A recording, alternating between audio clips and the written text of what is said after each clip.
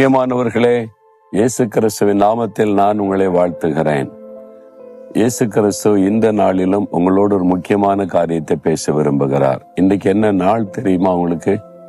உலக அன்னையர் தினம், மதர்ஸ் டே. உலகமெல்லாம் கொண்டாடப்படுகிறது. நான் அமெரிக்கா போயிருக்கும் போது சொன்னாங்க, இந்த மதர்ஸ் டே அன்னைக்கு தான் அமெரிக்கா முழுவதிலும் ஃபோன் கால்கள், ஃபோன் ரொம்ப பிஸி ஆயிருமா. எல்லாரும் ஃபோன் பேசுவாங்க. எதுக்குன்னா, தாயை நினைச்சு தாய்க்கு ஒரு ஃபோன் பண்ணி வாழ்த்து சொல்லுவதற்கு அந்த ஒரு நாள் தான் என்பதாக. இந்த மாதிரி தூரத்துல இருந்து வாழ்த்து சொல்லி அவங்களை சந்தோஷப்படுத்துவது என்பதான காரியத்தை தான் இன்றைக்கு மனிதர்கள் செய்யறாங்க. ஆனால் அன்னையர் தினத்திலேயாவது நேர்ல சந்திச்சு அவங்களோட உட்காந்து பேசி அவங்களுக்கு பிரியமான ஒரு காரியத்தை செய்து சந்தோஷப்படுத்தி அவங்களுடைய ஜெபத்தை ஆசீர்வாதத்தை பெற்றுக்கொண்டீங்கன்னா அது உங்களுக்கு பெரிய ஆசீர்வாதம். ஏன் தெரியுமா? ஆண்டவரும் ஒரு பக்கத்துல நமக்கு தாயாக இருந்து செயல்படுகிறார். வேத புஸ்தகத்துல ஏசாயா 66:13 ஒருவனை அவன் தாய் தேற்றுவதை போல நான் உங்களை தேற்றுவேன் அப்படின்னு ஆண்டு சொல்றார். தாய் அவருடைய சுபாவம் என்ன? தேற்றுவது. தகப்பன் கண்டிப்பா இருப்பாரு, கண்டிப்பா இப்படிதான் இருப்பாரு.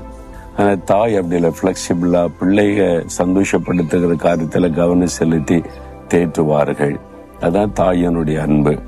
ஆண்டவர் ஒரு பக்கம் தகப்பனா கண்டிப்பாகவும் இருப்பார், இன்னொரு பக்கம் தாயாக நம்மை தேற்றுகிறவராகவும் இருப்பார். அதுதான் நமக்கு தாயும் தகப்பனுமானவர் இயேசு கிறிஸ்து. அவர் இன்றைக்கு உங்களுக்கு தாயை போல தேற்றுகிற தேவனாய் இருக்கிறார். நான் சுகம் பெற்று இன்னைக்கு உயிரோடு இருக்க காரணம் என்னுடைய தாயார். அவர்கள் இயேசுவின் மேல வைத்த விசுவாச ஜெபந்தான். ஆனா நான் ரட்சிக்கப்பட்டு வந்த பிறகும் சமுதாயத்தின் சூழ்நிலையினால அவங்க இந்துவாவே இருந்தாங்க. அவங்க பல வருஷம் சர்ச்சுக்கு வந்ததில்லை, ஆனா இயேசுவை நேசிப்பாங்க. ஆனா அந்த ஊழியத்துக்கு வந்த ஆரம்ப காலத்துல எனக்கு நிறைய உபத்திரவம், பாடு, நெருக்கெல்லாம் வரும்போது என் தாயார் தான் என்னை தேற்றினாங்க. ஆண்டவரை நெருங்க பாடு வரும், ஊழியை செய்ய இப்படிதான் இருக்கும், சொந்த போகாம செய்யணும் அப்படின்னு என்னை ஆறுதல் படுத்தி தேற்றினது என்னுடைய தாயார் தான்.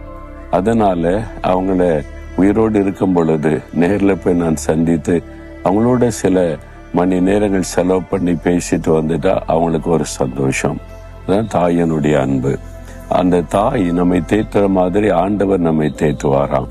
இன்னைக்கு உங்களுக்கு ஏதோ ஒரு காயம் உள்ளத்துல, ஒரு பிள்ளை அது சந்தோஷமா இருக்குதா, துக்கமா இருக்குதா, சோர்வா இருக்குதா, பாதிக்கப்பட்டிருக்குதா, இது தாய்க்கு தான் தெரியும்.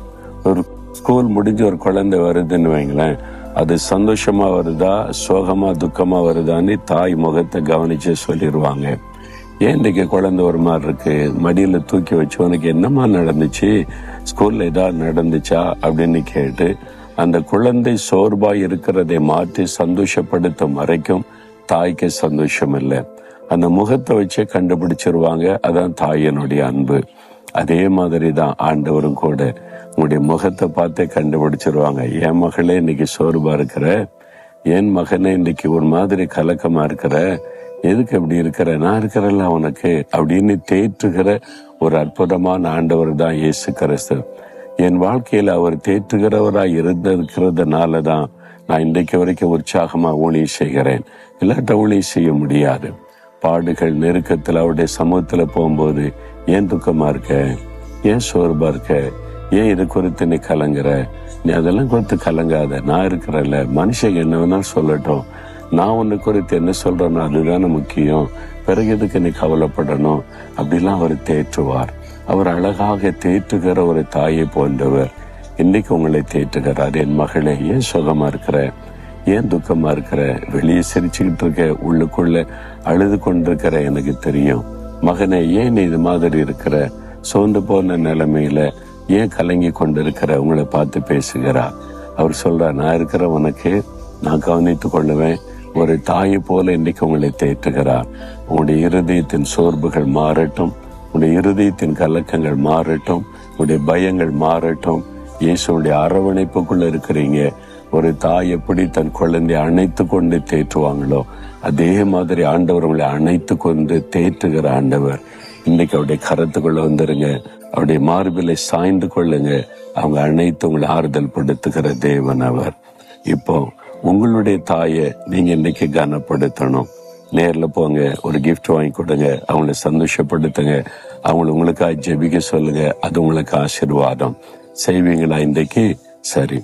இப்ப ஆண்டவரே, நீர் எங்களுக்கு தாயாக இருந்து தேற்றுகிற அன்பை நினைத்தோமை துதிக்கிறப்பா. இந்த மகள் காயப்பட்ட உள்ளத்தோட, இந்த மகன் வேதனையோட, வெளியே சொல்ல முடியாத பிரச்சனைகளோட சோர்ந்து போய் இருக்கிறாங்க. நீங்க தேற்றுகிற தேவன் தானே. உங்க கரத்தினால் அவங்களை அணைத்து கொள்ளுங்க, அவங்களை தேற்றுங்க. அவருடைய உள்ளத்தில் இருக்கிற காயங்கள், வருத்தங்கள், சோர்வுகளை மாற்றுங்க. இன்றைக்கு இப்போ அவங்களை தொட்டு பலப்படுத்துங்க. இயேசுவின் நாமத்தில் ஜெபிக்கிறேன். ஆமேன், ஆமேன்.